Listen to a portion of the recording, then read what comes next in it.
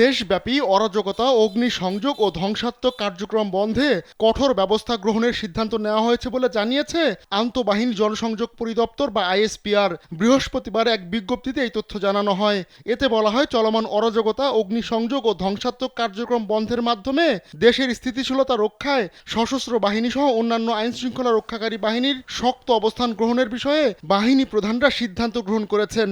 বিজ্ঞপ্তিতে আরও বলা হয়, সেনা সদরে সেনাবাহিনী প্রধান জেনারেল ওয়াকারুজ্জামানের সঙ্গে নৌ ও বিমান বাহিনী প্রধানের উপস্থিতিতে পুলিশের নবনিযুক্ত আইজিপি, র্যাবের মহাপরিচালক এবং ডিএমপি কমিশনার সাক্ষাৎ করেন।